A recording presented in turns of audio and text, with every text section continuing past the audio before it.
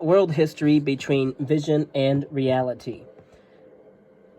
Since 1918, the products of historical scholarship have become increasingly sophisticated and numerous, but the problem of how to write world history has remained unresolved.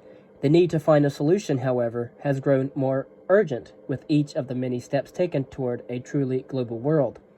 In the absence of a generally accepted conceptual scheme which could provide the framework of unity, those attempting to write world history in the many centuries and centuries heretofore have so far used three approaches: the multiple cultures model, in which all cultures are subject to the same developmental pattern; the progress models, now on a global scale; and the world system model. Progress theory. For centuries, many religious and secular progress interpretations of human history have defined the unity of world history and have given direction to historical phenomena through, respectively, deities and in the inexorable march of rationality. Both interpretations clearly indicated an upward development and thus disturbed the egalitarian schemes of cultures constructed by social scientists. For the latter, that of the cultures constructed by social scientists, culture was simply a fact. Every group had one. A group needed to achieve no special level of rationality in order to have a culture. No culture was superior to any other culture, and one stage of a culture did not constitute progress beyond the preceding stages. In this egalitarian and, one might say, ahistorical perspective, a culture was a functional structural system used in the process of adjusting to given conditions. Yet the social sciences proudly carry the term science in their name. That implies a claim that the scientific, that is, modern or Western way of reflecting on social phenomena has a higher truth value than other ways. All in all, the phenomenon of the sciences has given the diffusion of Western culture a distinctly non-egalitarian and developmental character. Historians confronted the very problem of accounting for the West's position among other cultures when they wished to explain the centuries of Western dominance and expansion. Did either objectivity or respect for the sensitivities of the new non-Western nations obligate history to neglect the fact of Western culture's at least temporary superior dynamics? Believers in progress among historians claim that Western culture has unified the world and have praised Western influence on other cultures by pointing out to the advances in hygiene, education, science, self-government, and individualism. Herbert Butterfield credited Western influence with the eventual global triumph of personalism, even if Westernization itself would fail ultimately. But other scholars have rejected any positive evaluation of Western influence on non-Western cultures as a violation of the concept of equally valid cultures. Some even characterized world histories containing such an appraisal as born of a will to power and conquest, in short, as ill-disguised forces of Western imperialism. The unresolved problem of how to evaluate the ongoing Westernization of the world has bedeviled all scholarly attempts to write world history. Whenever historians have dropped Westernization as the integrating theme for their world histories, they have been left with side-by-side arrangements and comparisons of cultures. Many authors did just that when they simply lined up the past of nations and cultures in consecutive chapters, and then let the bookbinder accomplish the synthesis with glue, bindery tape, and cardboard. Actually, most works on world history since the year 1945 have been less evasive on the process of Westernization. The ambitious works of many volumes, often corroborative endeavors, have to different degrees and in various ways affirmed the unifying force of Westernization, but the latter's impact has drawn enthusiastic affirmation as well as a sharp criticism.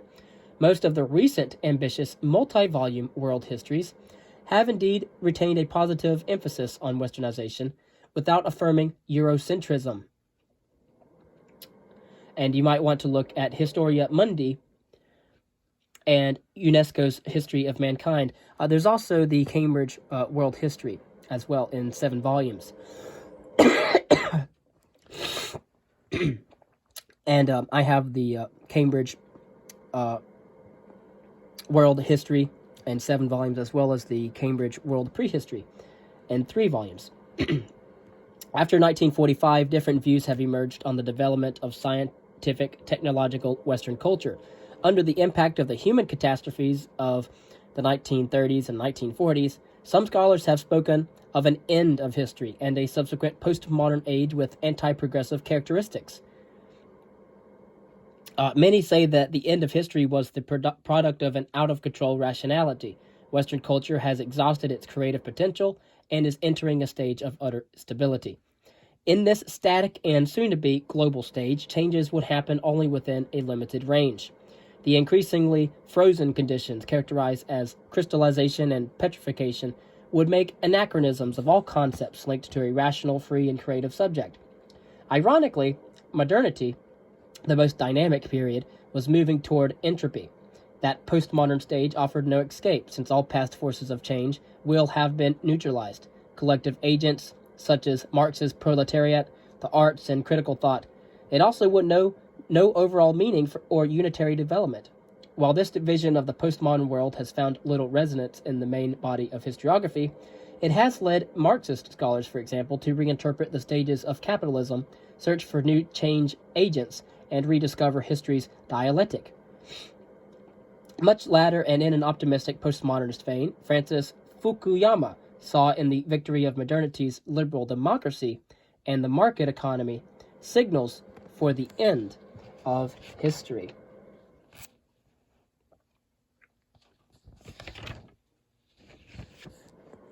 And then we get to world systems theories.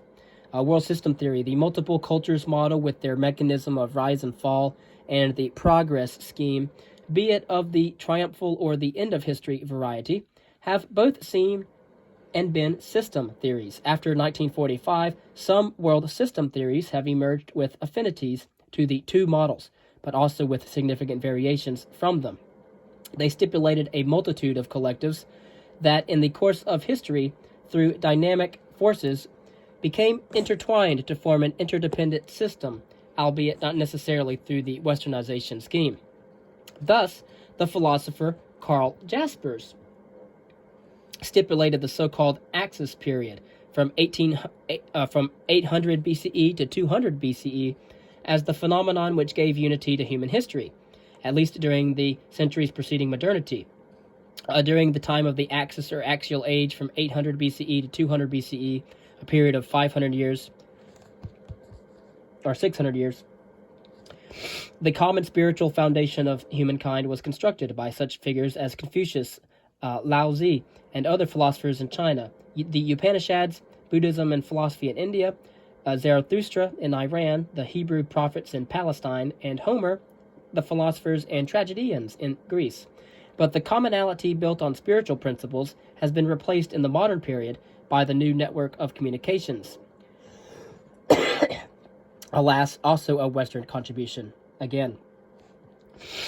And despite all conflict and division, the fact that the world is now a single unit of communications gives rise to a growing drive toward political unification, either by force in a despotic world empire or through mutual agreement in a world order based on the rule of law. It is possible to claim that there has been no world history until now, but only an aggregate of local histories. That's what Karl Jaspers said in The Origin and Goal of History in 1953. More recent theories tried to shun meta-historical explanations in favor of empirically ascertained processes. They aspire to trace a global development by means of methods, approaches, and conceptual frameworks already available to historians. That was true for the emphasis on economic development, as has already been described. Development theories have looked at history from an economical or sociological perspective because they were formulated to cope with the fact that an industrialized and economically wealthy United States and Europe, for example, faced their antithesis in the so-called third world societies, or third world countries. The gap between the two areas suggested to theoreticians of economic development that scholars should accept the European and American industrialization as the prototypical model, study that, and find its inner workings, and then apply these findings to the economic and social policies of underdeveloped countries. Of course, trying to apply models of developed countries to underdeveloped countries. World history seemed to exhaust itself in the repetition of the development of the industrialized West in the many new states of the non-Western world. What mattered most was that traditional societies were developing into modern societies. Tradition served as a catch-all, the antithesis of modernity, connotating a lack of education, social mobility, social equality, secularization, division of labor and roles, industry, and technology.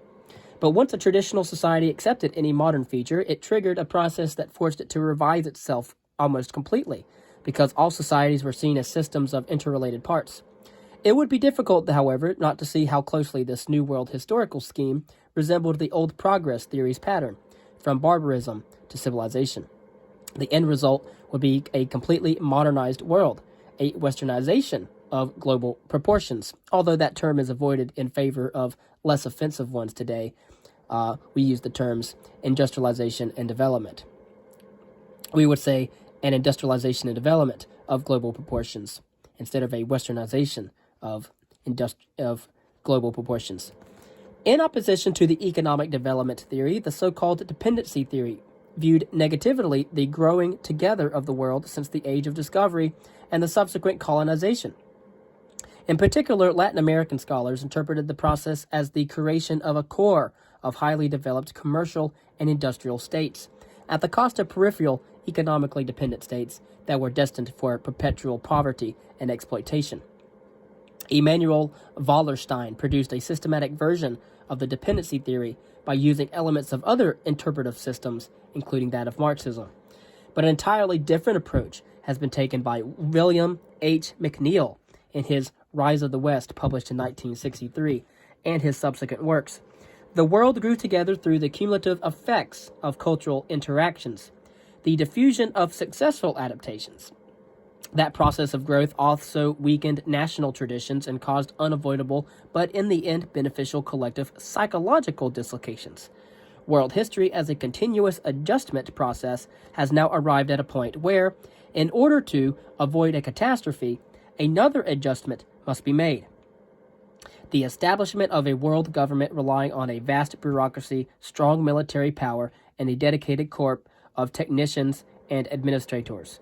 Historians must supply to this endeavor a world history that transcends the histories of special groups, and a global myth history, a mixture of empirical and mythological elements that would identify with the past triumphs and tribulations of all of humanity. An even greater rigor concerning empirical findings and rejection of meta-historical elements marked studies of specific global forces of expansive quality. Smaller collective units could not confine them. Among these forces have been the exchange of goods and services, such as proposed by Jeremy Bentley and Philip Curtin, and then, on a wider scope, studies of cultural influences in general, migrations, the diffusion of techniques and ideas, social revolutions, economic features, and natural phenomena such as diseases and life forms, also proposed by Alfred W. Crosby and William McNeill. But many of them were assisted by the expansion of states and empires. These studies have contributed to the writing of world history with a more life-encompassing scope and a distinctly empirical scope. With this empirical tone, they demonstrate in detail the working of the globalization process, although in and by themselves, they do not hold a ready promise of a synthetic world history. And so we have specific global forces of expansive quality. We have 7 exchanges, which are goods and services, cultural influences, generally speaking, migrations, both human and non-human, the diffusion of ideas and tools or technologies and techniques. We also have social revolutions, which promote societal change over time, also economical specifics, and then, of course, natural phenomena such as other life forms and diseases.